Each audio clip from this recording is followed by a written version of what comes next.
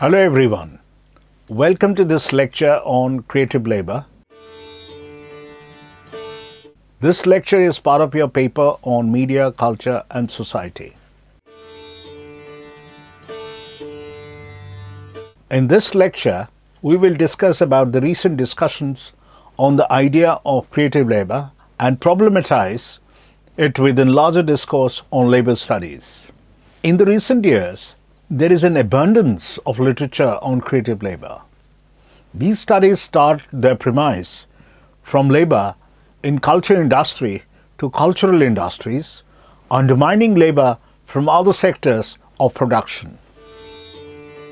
Accordingly, scholars have identified issues and problems with the term creative labor. In this lecture, we'll attempt to provide a thumbnail sketch on the issues on labor and situate creative labor within that argument so as to know the specificity of issues related to creative labor, and also provide a distinct field of inquiry as existing issues are unresolved and creative labor bear the brunt even though the term remains much in circulation. In this lecture, you will learn the idea of creative labor within the larger discourse on labor studies. Much of the discussions on creative labor focuses on informal or organized sector where a large section of labor force are engaged. Tertiary sector being the largest employment generating sector and the largest labor intensive sector attracts more opportunities and receives primacy for the policymakers. Culture and media are part of this sector.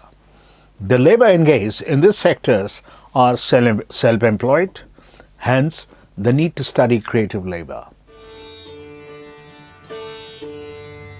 However, questions arises to what extent the issues and problems faced by early two sectors are resolved or carried forward in the tertiary sector. How is creative labor different from labor in other sectors? Besides qualifying the term creative labor, we would also like to engage and address the implications of creative labor and challenges in Indian society and economy.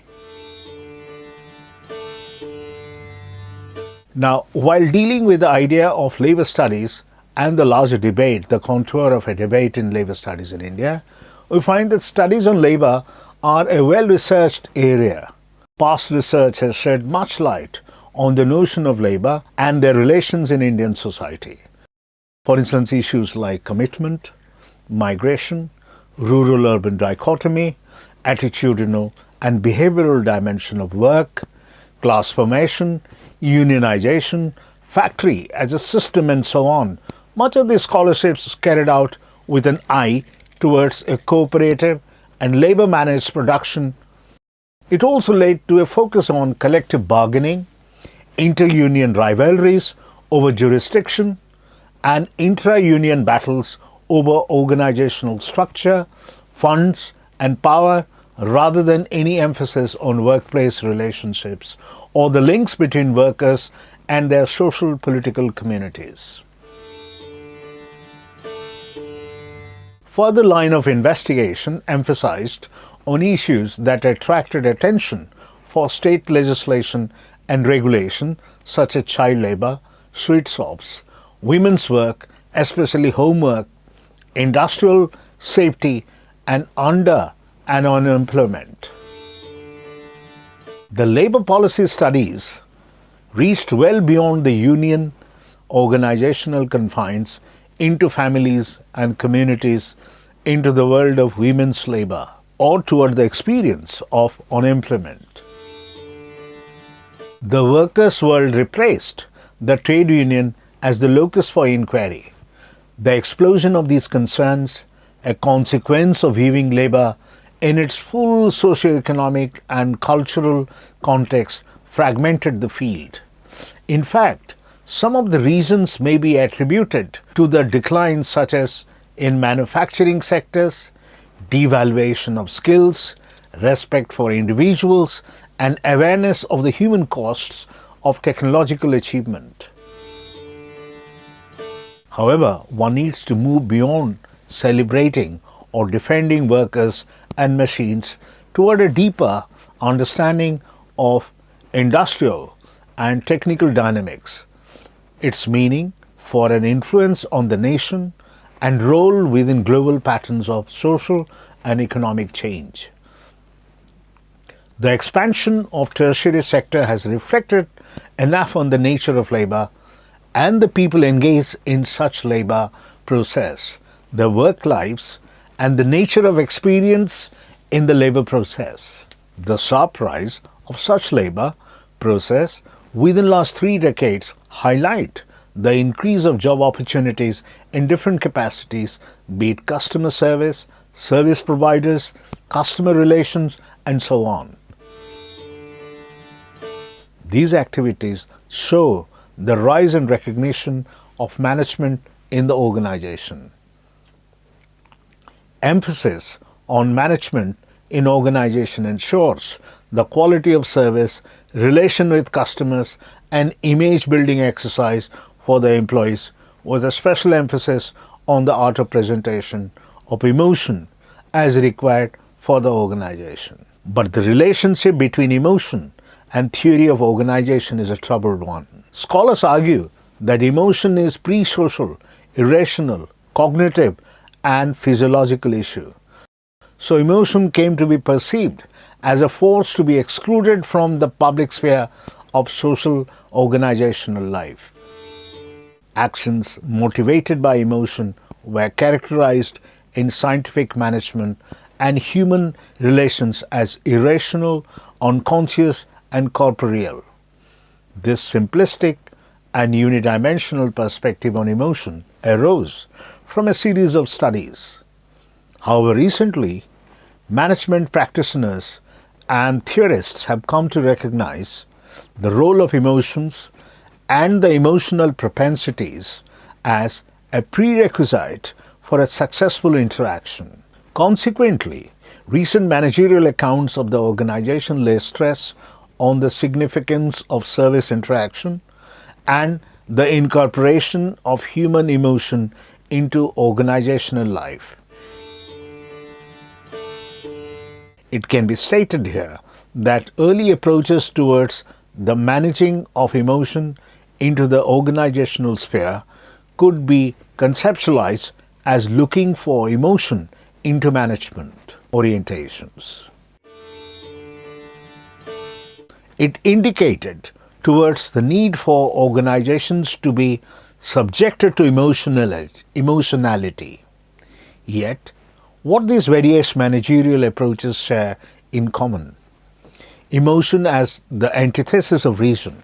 While the early studies on human relations stress on informal social factor as a digression from such organizational behaviors that are considered vital by scientific management,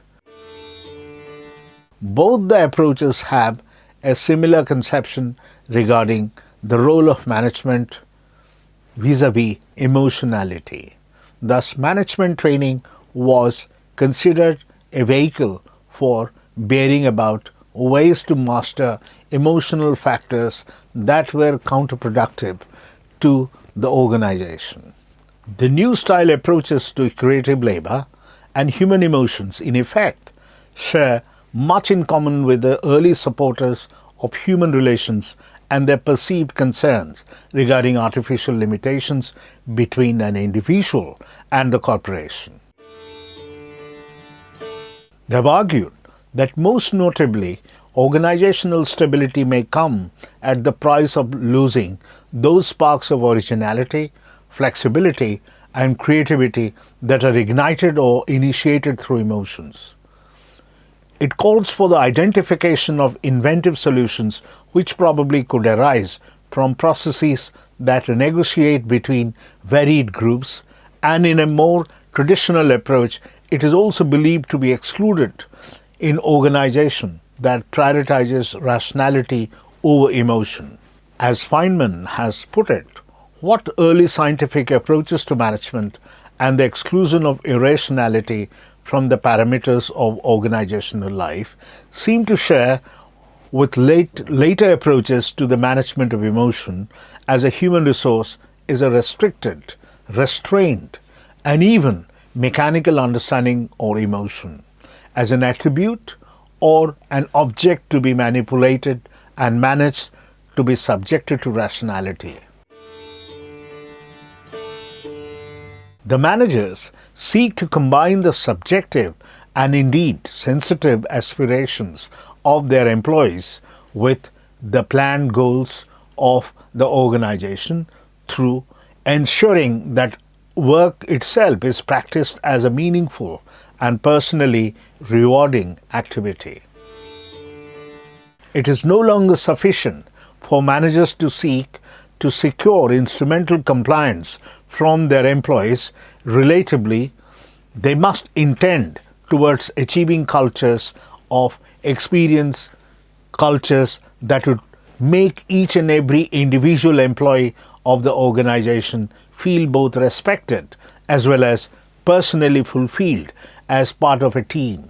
Thus, a sense of autonomy has to be combined with a team spirit based on shared goals and a commitment to organizational success.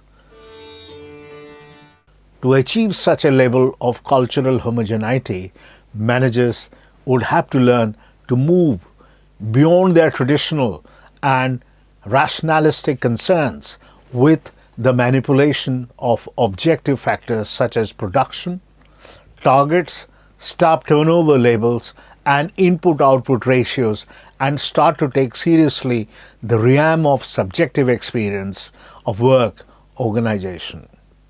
Interestingly, words like society, family, and even familiarity have experienced shifts from the being on the edge earlier to the core of managerial discourse, in a way challenging the rationalized model of organizational life over emotionality, comprising impersonal and objectively defined relations of accountability and authority. Thus, a new pattern of organization is emerging in which, in contrast to the me culture of the past decade, a more sensitive and caring approach to the life would come to dominate. And this is what we call it the labor of love. From the discussions earlier, as we discussed so far, what we gather is that the caring approach to labor and work highlights the pleasure which is derived by the cultural workers from their respective work, as well as the enthusiasm with which they launch themselves into their chosen careers. What we get here is that creative work basically is a clear indication of emotional labor, which is identified as a vital element of labor, supposedly in an increasingly service economy, as was identified by Hochschild. If we further elaborate, we can say that emotional labor includes deep acting, where workforces employ their sensitive and emotional lives by remaining a part of the work process. The labor or work processes indicates towards the increasing administrative control over personal and conventional non-work aspects of human lives, as opposed by Hochschild, all companies, but especially paternalistic non-unions ones, try as a matter of policy to fuse a sense of personal satisfaction with a sense of company well-being and identity. The scholar also noted that for emotional workers, emotions and feelings rule and social conversation have been removed from the private domain, making it a public one, where they are processed, standardized, and subjected to hierarchical control. Undoubtedly, creative labor has always been considered as labor of love, signifying something new. Existing literature on the topic show that majority of the people's experience of cultural production is that of inequality, self-exploitation and segregation from the social life. For instance, Gill and McRobbie have noted the exclusionary nature of network culture, where one necessarily has to be part of the club or party culture for finding work. It extends to hanging out with established contacts for networking and increasing the exchange circuit.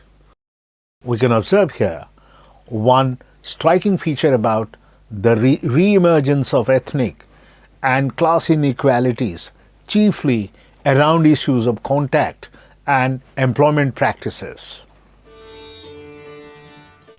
Yet this approach of human principle is only available and restricted to those consisting the stamina and capability to let work take over all the other areas of their lives. Unfortunately, this practice tends to exclude single or aged parents, as was observed by McRobbie. Another widespread practice is self-exploitation, and in this context, McRobbie has pointed out how in the fashion business people are more than willing to offer free labor for gaining authority and for making some networks, with the hope that such contacts might lead them to a stable and good paid assignment. Another degrading scenario of exploitation was noted by Ursel, where several graduates at the entrant level will basically work for a zero remuneration in the television or showbiz industry with the hope of finding a paid commission. Nevertheless, in spite of the difficulties of searching for a paid secured job and making a living, larger numbers of people are found to be attempting to pave their way into the cultural and creative industries, looking for independence, self-fulfillment, and also glamour. As observed by McRobbie, the particular issue of glamour as a chief motivation of creative labor has been somehow wrongly ignored, though it forms a critical legitimating purpose for the alleged value of cultural creative work. We notice here a contradictory situation, as in one hand we find several pressures of exploitation, zero or less pay, and insecurity that point towards the common practices of cultural producers. Whereas on the other, we can note these creative workers seem to be deriving a pleasure out of the efforts they put in creative labor. As noted by Don Gellert, work for these cultural creators is more of a site of autonomy and self-fulfillment. Labor markets in the post-industrialized modern economy, predominantly those in the creative industries, are viewed as those no-collar zones where no one can achieve the goals of liberation and self-satisfaction. For instance, Florida defines how the no-collar work site substitutes conventional hierarchical control systems with newer approaches to self-control and peer recognition through intrinsic forms of motivation. We can state here that the quest for independence and self-actualization is vital to the restructuring of creative labor. It may even reach that extent where autonomy and self-fulfillment may also trade for job security. Creative labor gives the scope of expressing individual identities and learning and managing skills through work. This sort of self-realization work can also be connected to the logic of individualization. As argued by healers, people have been thrown back on themselves as the crucial basis of significance. It can be elaborated through the dynamic where workers are offered the incentive of self-sufficiency as a part of the benefit package as provided by the creative job or labor. Through the works of Foucault, we can notice that the discourse of originality, entrepreneurialism, and the talent-steered economy works as a form of governmentality that regulates the biases creative workers are subjected to so that they are adapt to the rigorous demands of deregulated cultural markets. Such a deregulated working domain is embraced by the creative workers as it is endorsed in social discourse to be a place for shaping an identity with the possibility of achieving a facet of stardom. What we derive here is that work in this new innovative and creative environment becomes a zone of strong personal gratification, self-organizing, and reflexive pleasure for any individual. Simultaneously, this creative environment also sometimes becomes exploitative, certainly hazardous, quite prone to ethnic, gender, and class discriminations. Though these drawbacks are discussed in a much generalized sense, yet in this context, failure is individualized. What is remarkable about the existing research on histories of creative work on cultural production is the high level of erosion experienced by cultural workers as they get older and disillusioned.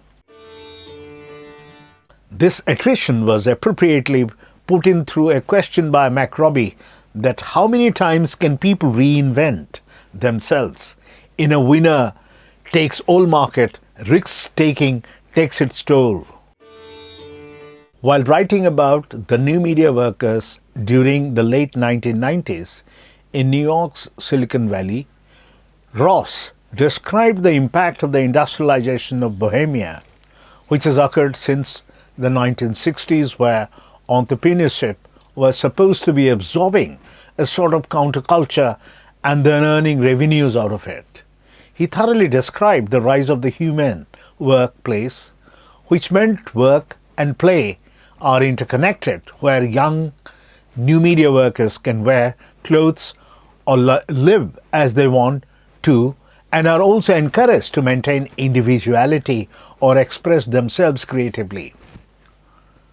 What is interesting to note here is that though on the surface all would appear well and happy, autonomous, enjoying a room for self-expression, giving high levels of productivity, contributing to economic growth, yet despite of all these such young workers are also extremely deunionized, working for painfully long hours, mostly with no health cover and other social security aids.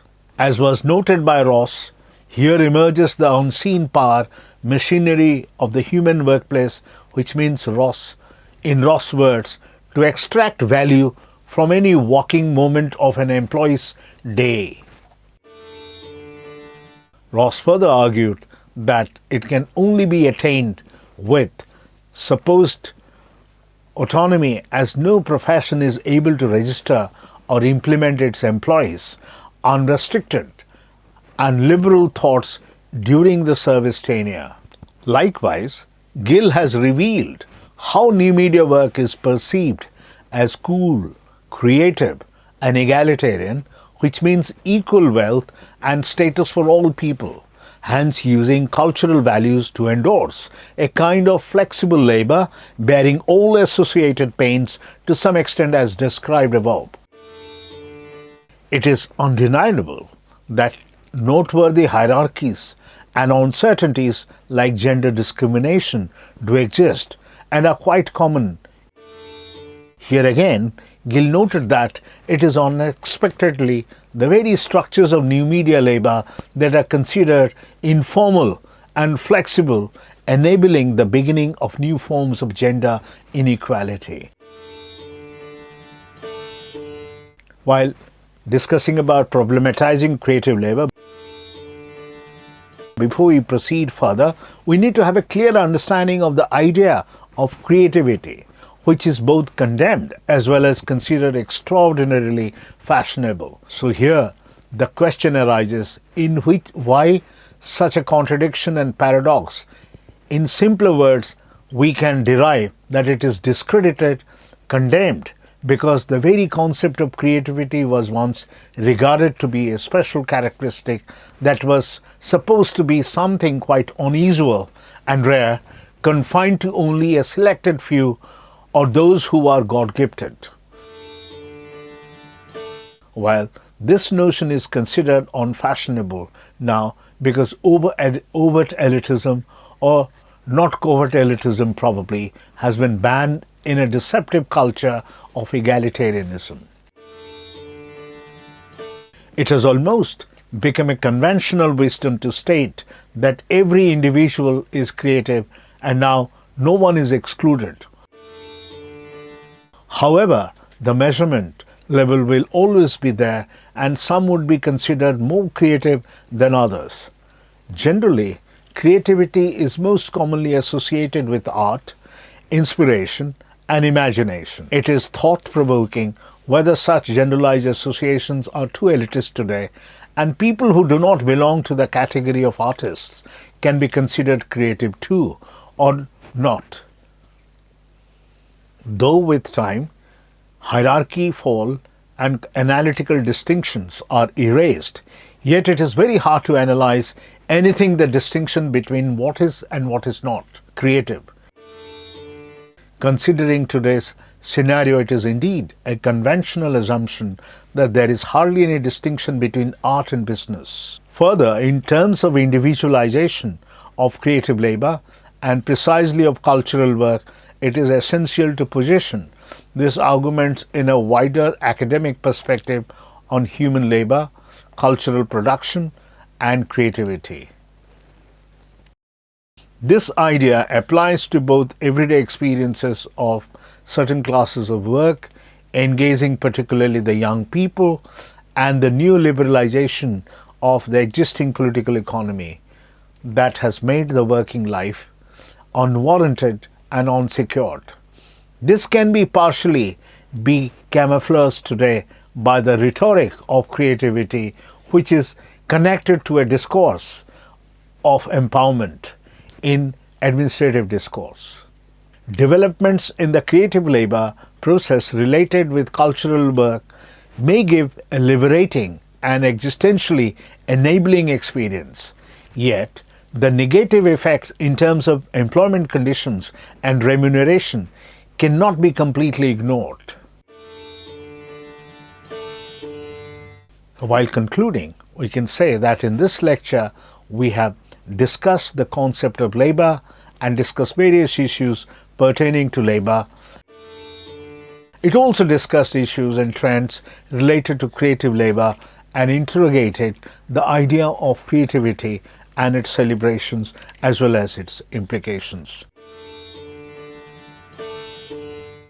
Lastly, I would say that this lecture also tried to ponder upon the issues of emotion and emotionality and the role of management in the changing formations of labor process. For more details, please read the e-text of this lecture properly and attempt the questions in the end. Thank you.